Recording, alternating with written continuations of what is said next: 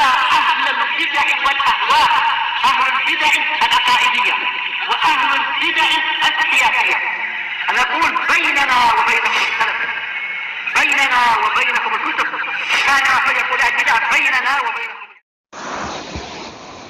بسم الله الرحمن الرحيم.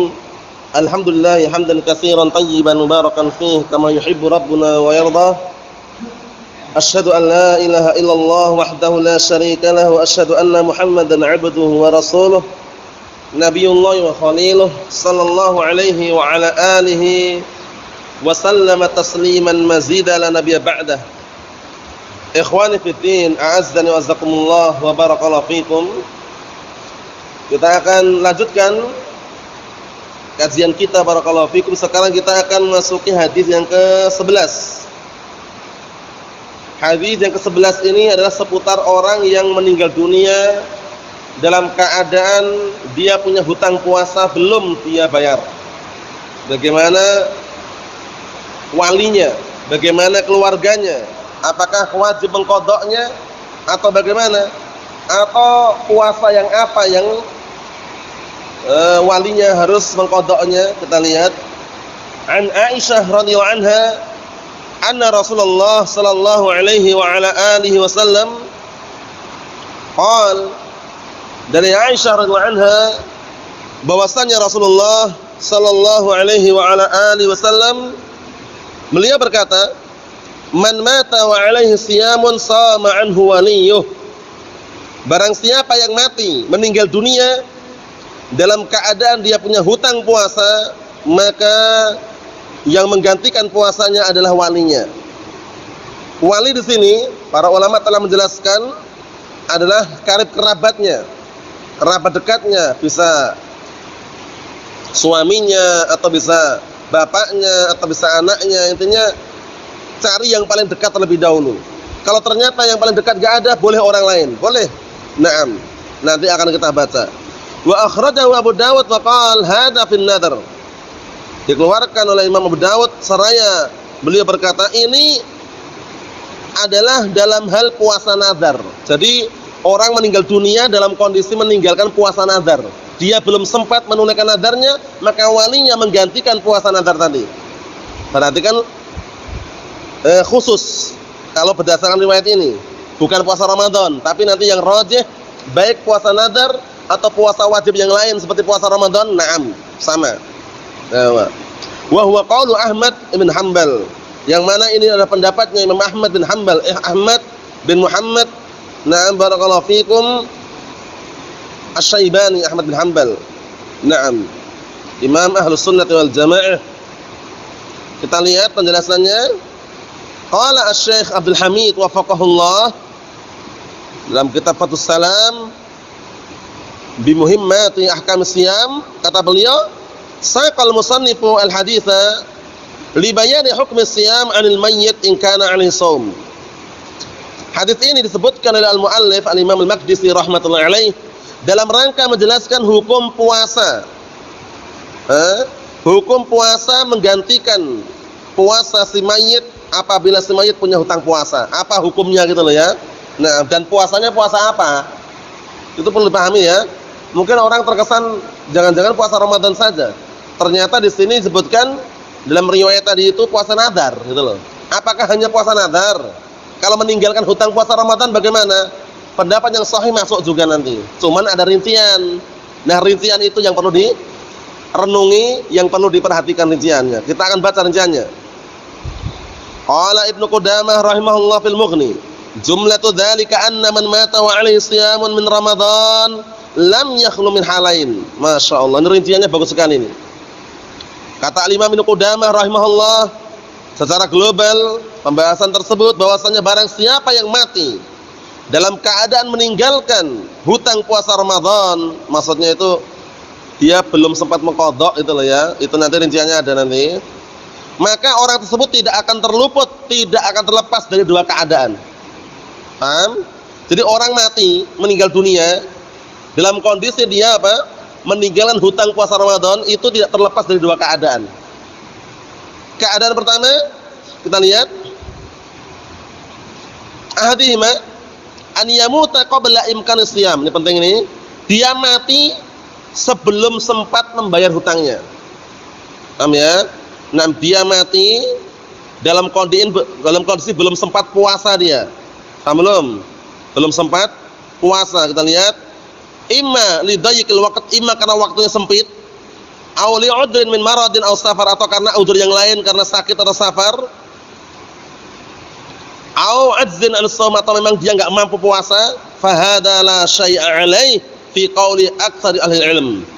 Perhatikan ini keadaan yang pertama, orang yang mati dalam keadaan dia belum sempat berpuasa, belum sempat ya, karena waktunya sempit atau karena udzur yang lain seperti sakit, safar, maka nah barakallahu fikum, tidak ada dosa baginya. Tidak perlu dibayarkan hutang puasanya menurut kebanyakan ahlul ilm. Paham itu ya? Kita ambil yang kuat karena di sana ada yang berpendapat dia memang enggak digantikan puasanya tapi bayar fidyah. Paham ya? Nah, dipermisalkan seperti orang tua yang lansia, lanjut usia yang tidak bisa puasa, tapi itu pendapatnya marjuh, lemah pendapatnya. Jadi pendapat yang sahih, kalau dia posisinya meninggal, nah barakallahu fiikum, belum sempat mengqadha, belum sempat berpuasa menggantikan tersebut karena waktunya yang sangat sempit, atau karena ada udzur yang lain, sakit atau safar, maka tidak perlu walinya menggantikan. Paham belum? Nah, itu yang pertama. Yang pertama ya. Jadi dipahami baik-baik. Kita lihat sini barakallahu fiik.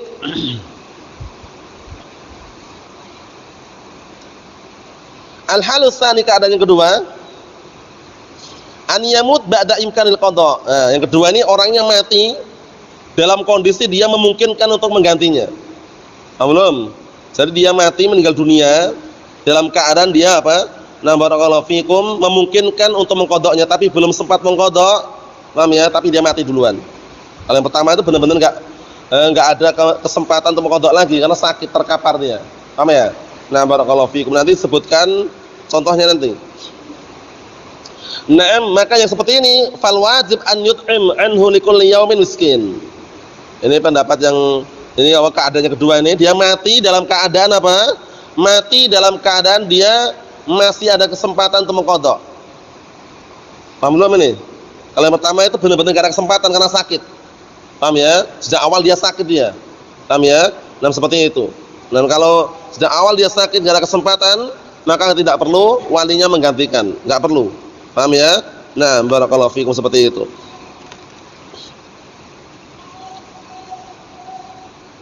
Kita lihat lagi, kalau yang kedua ini dia mati dalam kondisi apa? Ba'da imkanil qadha, setelah apa memungkinkan dia mengqadha, tapi dia mati duluan. Paham ya? Nah, barakallahu fikum. Contohnya apa contohnya? Contohnya taruhlah dia awal mulanya dia posisinya hutang. Kemudian dia membayarnya tapi belum sempat lunas hutangnya itu loh. Berarti kan memungkinkan aslinya, cuman tiba-tiba dia meninggal. Nah, sisa hutangnya itu walinya yang menggantikan. Nah, kalau yang pertama tadi memang posisinya dia benar-benar enggak ada kesempatan dia. Sakitnya berlaru terus. Paham ya? Sakitnya bersambung mulai dari Sya'ban misalkan, sehingga apa? Sehingga datang Ramadan berikutnya dia sudah dalam kondisi belum sempat bayar hutangnya. Nah, seperti itu. Kita lihat di sini barakallahu fikum, wa ikhtalafal ulama fi hadhil mas'alah nasal aqwal. Permasalahan yang kedua ini, orang yang mati dalam keadaan dia memungkinkan untuk mengqadha, para ulama silang pendapat menjadi 3 pendapat. Pertama, fadzaba ba'dhum ila annahu la yusam 'anil mayyit la fil nadar wa la fil fard. Sebagian mereka berpendapat bahwasanya tidak perlu walinya berpuasa untuknya, tidak puasa nadar, tidak pula puasa wajib. Jadi enggak perlu digantikan. Pertama ya. Yang kedua, wa dzahaba ba'dhum ila annahu yusamu 'anhu al-fard wan nadar faqat. Sebagian mereka berpendapat kalau orang tadi mati dalam kondisi mampu, dalam kondisi ada kemungkinan memungkinkan untuk dia mengqadha tapi mati duluan, maka walinya berpuasa untuk si mayit tadi itu puasa wajib dan puasa nadar saja. Yang ketiga, wa dhahaba ba'dhum bahwa qaulul jamaahir, pendapat yang ketiga yaitu pendapat jumhur, ila annahu yusamu 'indan nadar, yusamu anhu an-nadar lal fard. Bahwasanya puasa yang digantikan oleh walinya adalah puasa nadar saja, bukan puasa wajib. Puasa Ramadan enggak perlu. Ini pendapat yang ketiga ya. Wa dzakara hadhil aqwal Ibnu Qayyim rahimahullah ta'ala wa sufat jumhur Hanabilah yarawna annahu la yajuz an yusam anhu illa shaum nadar. Pendapatnya tadi itu disebutkan oleh Imam Ibnu Qayyim, sedangkan mayoritas Hambaliyah, nah barakallahu fikum, mengatakan atau berpendapat bahwasanya enggak boleh digantikan puasanya kecuali puasa nadar. Was-sahih annal baba wahidun, babnya satu, pembahasannya satu. Fama jaza fil nadar jaza fil fard. Kalau menggantikan puasa nadar aja boleh, maka boleh pula menggantikan puasa wajib. Paham ya? Seperti itu. Nah, itu kesimpulannya. Ikhwani fid din, azza wa jazakumullah wa barakallahu fikum. Jadi kesimpulannya ada dua rincian. Kalau dia mati meninggal dunia dalam keadaan barakallahu fikum tidak ada kesempatan untuk membayar, paham ya? Karena mungkin sakit atau sempitnya waktu untuk dia mengqadha'nya, dia mati duluan, enggak ada kesempatan, maka walinya tidak perlu menggantikannya. Tapi kalau dia mati dalam kondisi dia ada kemungkinan untuk membayarnya, paham ya? Ada kemungkinan untuk membayarnya, paham ya? Taruhlah dia mengqadha' baru dapat sekian belum sempurna, kok mati, maka walinya menggantikan sisanya. Bisa dipahami ya bedanya? Nah, barakallahu fikum, seperti itu. Nanti akan dijelaskan lagi yang lebih gamblang.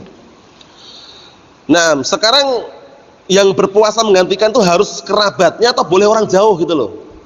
Contohnya ya, si A dan si B itu keluarga dia.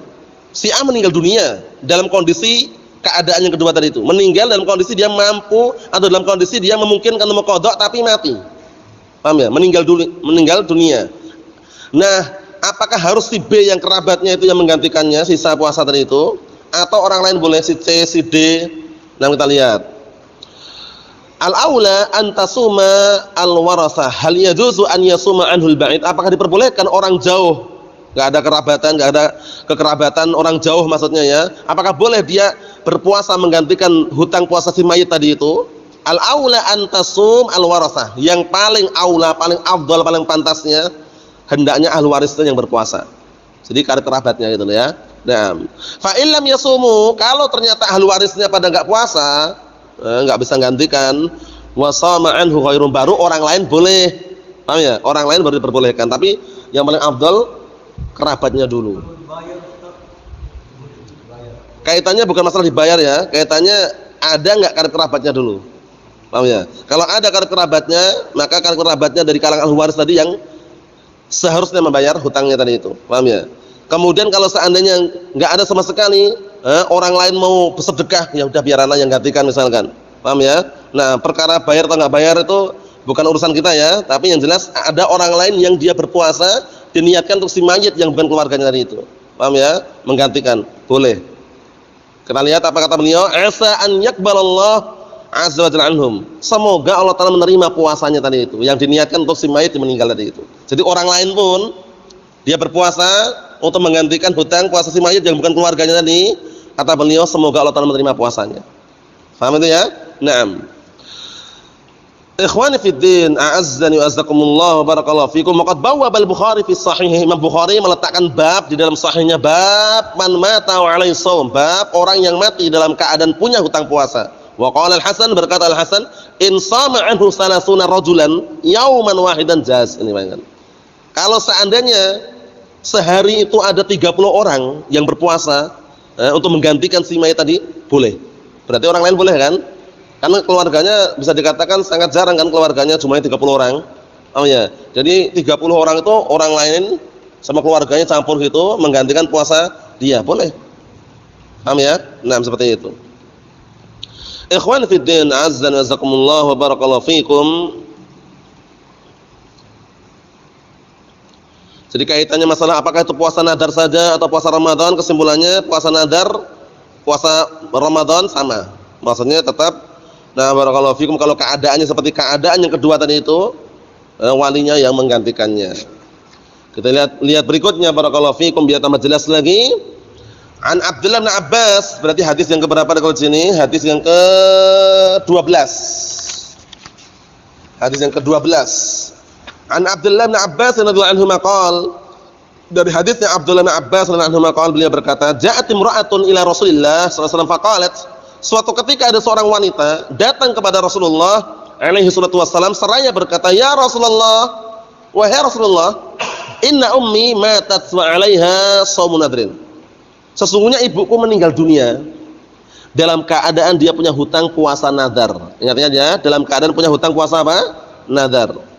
Afa asumu anha, apakah boleh aku berpuasa diniatkan untuknya, yang menggantikan puasa ibunya tadi itu puasa nadar.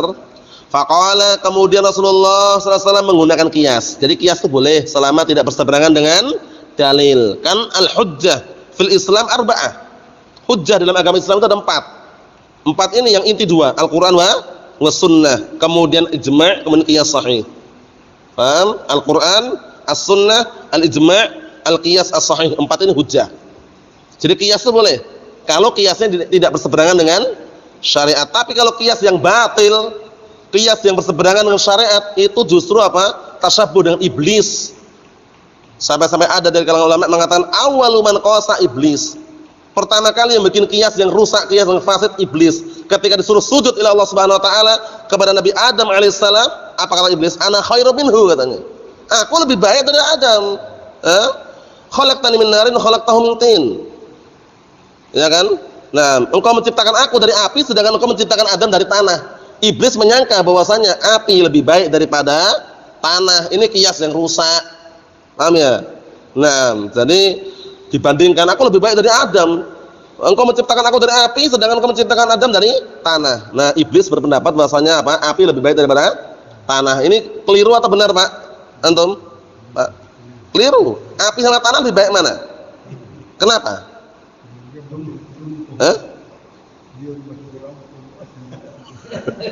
Kenapa antum?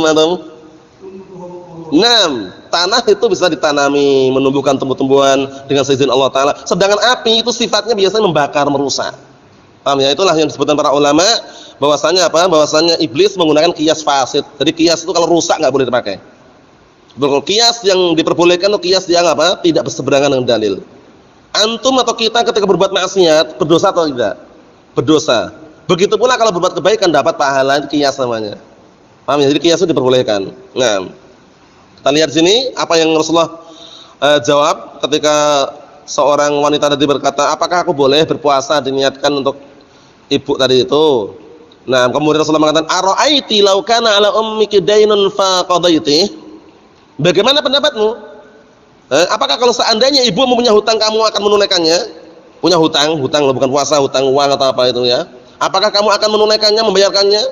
Nah, akan dzalika yu'addi anha. Apakah hal tersebut akan dikatakan sudah menunaikan hutangnya? Faqalat na'am, kata perempuan iya. Jadi kalau ibunya punya hutang, anaknya tadi menyaur hutangnya, membayar hutangnya, sah atau tidak? Sah. Kata perempuan ini na'am ya. Qala fasumi an ummi. Kalau begitu berpuasalah kamu diniatkan untuk ibumu. Sah, gitu loh maksudnya. Paham? Namanya qiyas kan? Namanya qiyas. Hutang sesama manusia aja, nah barakallahu fikum, wajib ditunaikan, apalagi hutang bersama Allah Subhanahu wa taala. Harus lebih dikondisikan lagi. Na'am barakallahu fikum. Namanya qiyas ya. Qiyas yang seperti ini diperbolehkan. Nah, tapi qiyas yang fasid, yang batil tidak diperkenankan. Paham ya? Seperti itu. Ikhwani fid din, azza wa jazakumullah wa barakallahu fikum.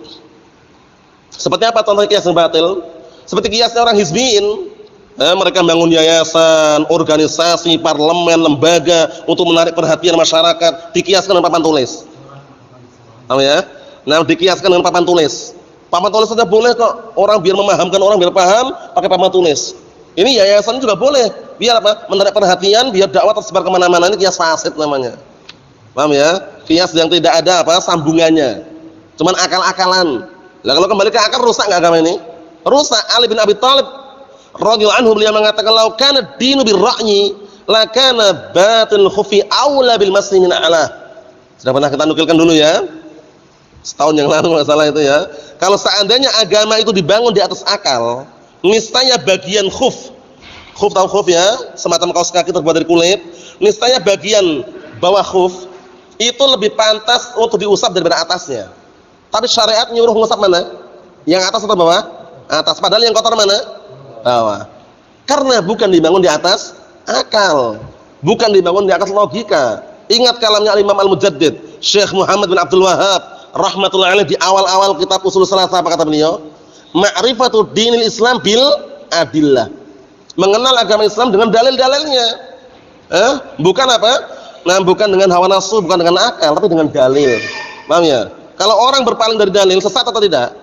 Sesat wal iyadu billah. Berkata Imam Ibnu Qayyim Al-Jauziyah rahimatullah alaih, dinukilkan dalam kitab Madarijus Salikin, apa kata beliau? Pendek, simpel, padat, panjang aslinya, teman tak nukilkan yang pendek. Wa man faraqad dalil dhalla an sawa'is sabil.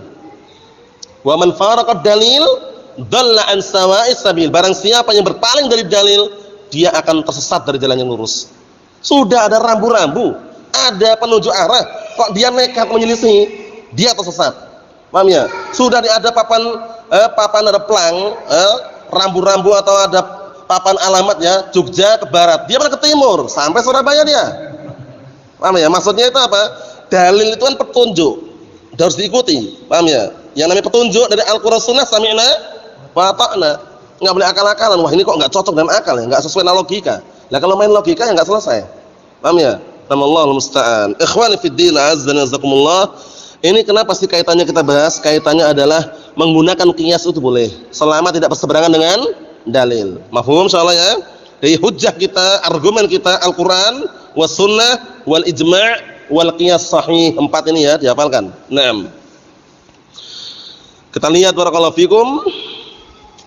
Setelah itu Rasulullah mengatakan sumi an ummik fasumi an ummik, maka berpuasalah kamu diniatkan untuk ibumu. Nah, kalau ini diperbolehkan. Mengirim amalan yang diperbolehkan adalah mengirim amalan berupa puasa, ini diantaranya menggantikan hutang puasa ibunya, dan juga mengirim amalan-amalan yang lain, sedekah, infak, diniatkan untuk ibunya atau bapak yang sudah meninggal, itu boleh sampai. Yang tidak sampai, yang tidak ada dalilnya, Al-Fatihah nggak sampai. Paham ya? Yasinan nggak sampai, karena nggak ada dalilnya.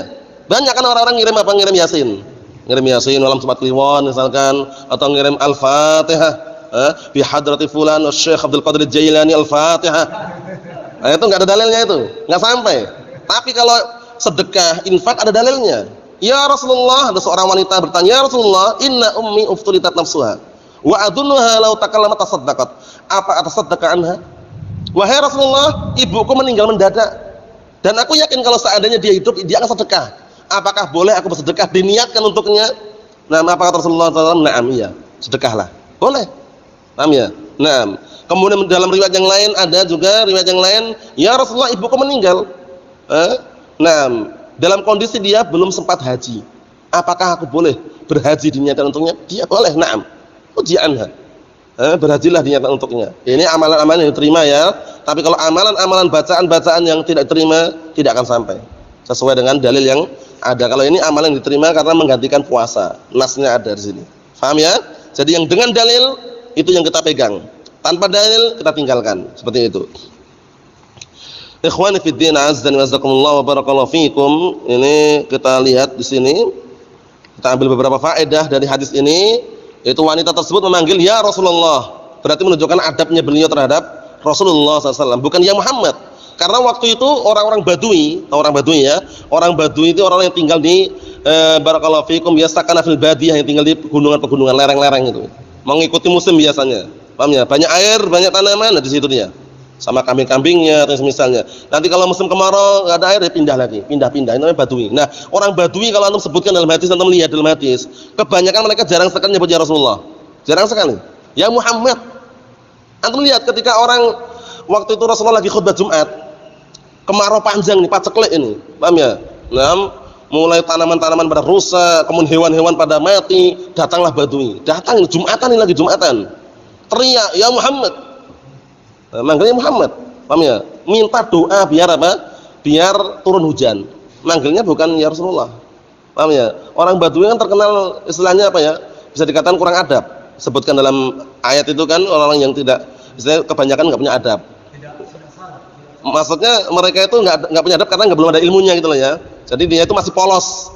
Beda kalau orang sudah tinggal di kota, kemudian paham bagaimana unggah-ungguh ya adab-adabnya, sehingga manggilnya pun terkondisikan. Tapi kalau orang Badui sebutkan dalam hadis itu semua kisah-kisahnya kebanyakan apa manggilnya bukan ya Rasulullah, ya Muhammad.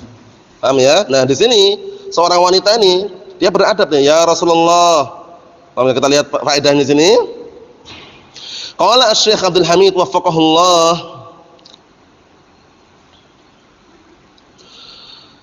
bagian bawah itu min qauli ja'a rajulun ila Nabi sallallahu alaihi wasallam, dalam riwayat yang lainnya. Wa fil hadis anna Nabi sallallahu alaihi wasallam yunadi bi risalah aw bin nubuwah wa la yunadi bil ism. Di dalam hadis ini Rasulullah dipanggil dengan risalah ya Rasulullah atau bin nubuwah ya Nabi Allah, tidak dipanggil dengan nama ya Muhammad, ya Ahmad, tidak, tapi ya Rasulullah. Fala taqul ya Muhammad wala ya Ahmad wa inna ma yuqal, jangan kamu katakan ya Muhammad atau ya Ahmad, tapi dikatakan ya Rasulullah, ya Nabi Allah. Wa hadza fi ahdihi, ini di zaman beliau ketika masih hidup. Masih hidup ya, ketika masih hidup manggilnya gitu, ya Rasulullah, ya Nabi Allah. Ammal an la yajuzu an yunada. Adapun sekarang sudah meninggal enggak boleh dipanggil-panggil, enggak boleh diseru. Datang ke kuburan ziarah kubur Rasulullah, ya Rasulullah, ya Rasulullah, ya Nabi Allah, enggak boleh. Paham ya? Nah, barakallahu fikum, seperti itu. Naam. Apalagi kata beliau, ini faedah penting seputar apa? Membantah kesyirikan. Wa akbah min dzalik, yang paling jeleknya, paling parahnya, an yatlub minhul madad, meminta dari Rasulullah madad, yaitu keberlangsungan hidup. Paham ya? Ekonomi. Ya Rasulullah, ekonomi susah ya Rasulullah, minyak goreng mahal ya Rasulullah, misalkan. Mintanya kepada Rasulullah dalam kondisi beliau sudah meninggal, enggak boleh. Enggak boleh. Hatta walaupun antum Masjid Nabawi ziarah ke kuburannya, antum teriak-teriak itu, kalau ada tentara atau polisi amar ma'ruf nahi munkar ditangkap situ. Enggak boleh. Paham ya? Jadi dijaga ketat itu, dihalang-halangi. Paham ya? Apalagi kesyirikan ini. Nah, awil ghaus, atau meminta agar entaskan kegentingan atau ditolak bala atau malapetaka, enggak boleh. Paham ya? Nah, fa inna hadza syirkun akbar yukhrij minal millah. Ini syirik besar yang bisa mengeluarkan dari agama Islam. Allahu musta'an. Nah, wan Nabi sallallahu alaihi wasallam mayyit, karena Rasulullah sudah meninggal. Qala ta'ala, Allah Ta'ala mengatakan innaka mayyitun wa innahum mayyitun, sesungguhnya kalian itu mati dan mereka pun juga mati. Makanya waktu itu ketika Abu Bakar Siddiq radhiyallahu anhu, ketika Rasulullah meninggal dunia, sempat panik segenap para sahabat. Umar bin Khattab aja sempat awal-awalnya kan enggak percaya awalnya. Paham ya? Sempat marah-marah itu. Ditenangkan oleh Rasulullah sallallahu alaihi wasallam. Ditenangkan oleh Abu Bakar Siddiq radhiyallahu anhu. Man kana ya'budu Muhammadan fa innahu qad mat. Wa man kana ya'budullah fa innahu hayyun la yamut. Barang siapa yang menyembah Muhammad, maka sungguh dia telah meninggal. Dan barang siapa yang menyembah Allah, maka zat yang hidup tidak pernah mati. Langsung lunak hatinya Umar bin Khattab radhiyallahu anhu. Paham ya? Karena orang pasti akan mati, enggak ada satupun yang enggak mati, semuanya akan mati.